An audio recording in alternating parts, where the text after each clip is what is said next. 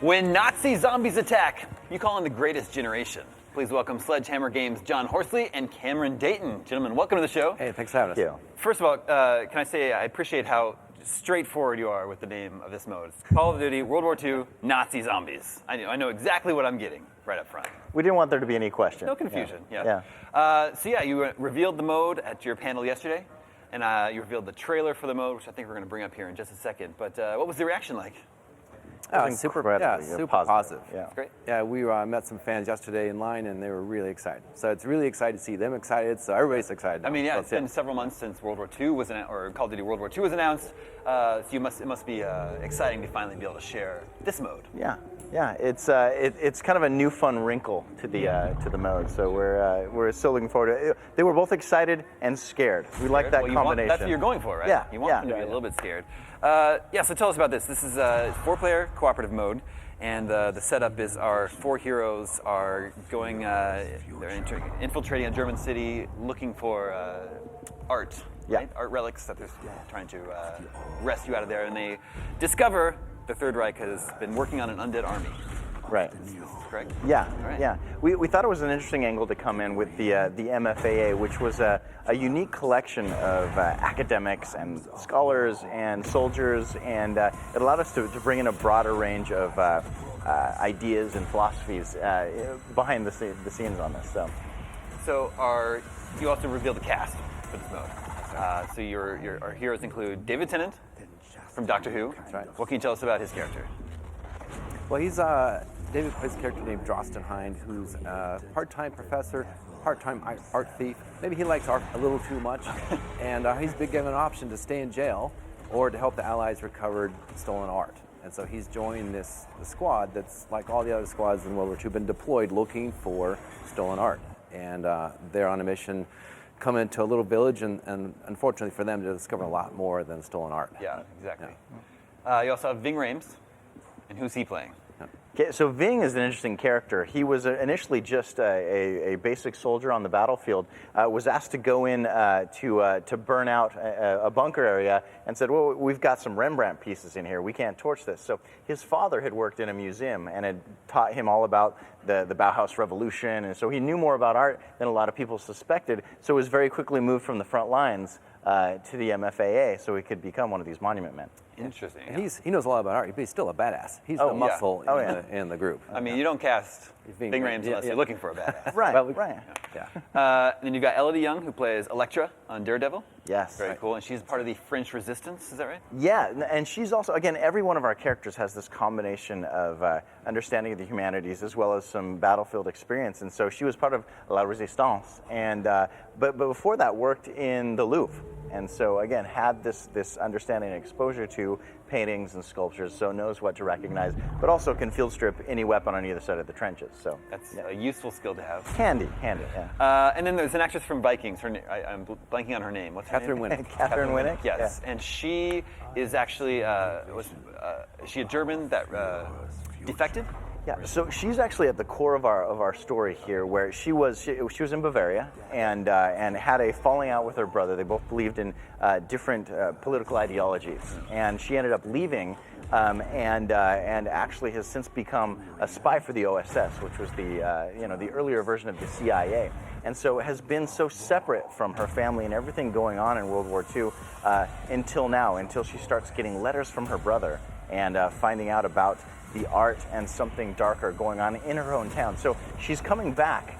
There's a little bit of a homecoming here, but there's a lot of very painful personal stuff that are involved with it as well. Yeah. So obviously from the trailer, we can tell there's a very different tone in this mode than from the Call of Duty World War II campaign that we've seen. Right. Is this supposed to be set in the same universe as the story the campaign's telling, or is it just a completely separate thing? Well, it's in the darkest corner of that universe. Okay. Right? It's still set in the end of World War II. It's set in a grounded, believable universe that happens to contain zombies. And so that's the conceit. Everything else is pretty much straight. And so the question we answer, I think, is if the Germans did find a way to make an undead army, what would they do and how would they do it, and how would that be reflected in the facilities and the zombies themselves? Because these are zombies built for war. These are creatures who are brought back to fight. Militarized. Yes, zombies. and so that lets us add anything from game mechanics to visuals to audio to a story. And Cameron and the team have done a great job kind of bringing that new kind of take on zombies to life.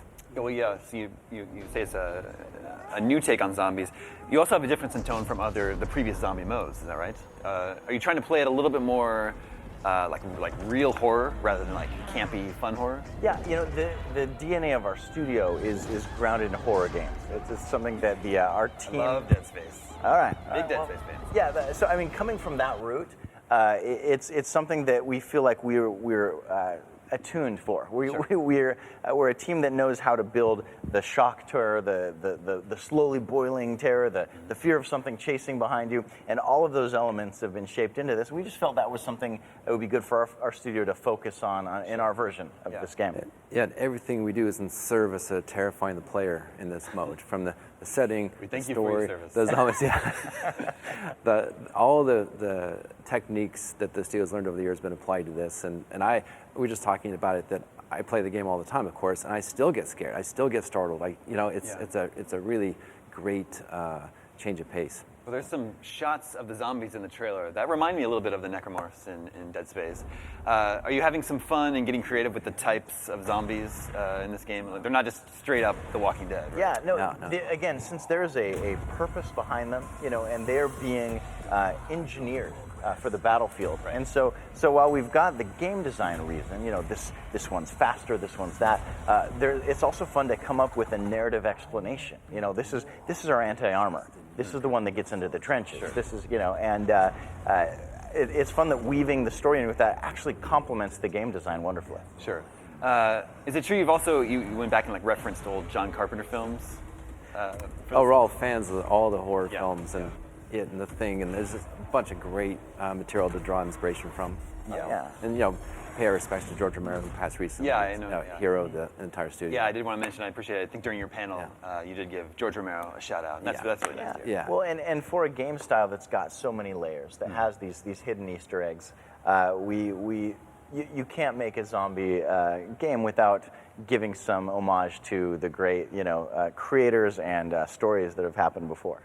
So you're trying to provide this horror experience for the player, but it's also a video game, and you're also including secrets, right? And there's ways to unlock new areas of the map. Can you speak to that at all? I know you don't want to spoil anything, but yeah, we certainly have what I call a hidden world, right? If you know where to look and how to look, you're going to see things and lead you deeper into this pretty dark corner of the Call of Duty universe. And we have a really fun way to bring new players in, and I think we also recognize the interest of hardcore to get challenged. And this may be the most challenging zombies map ever done. Well, yeah.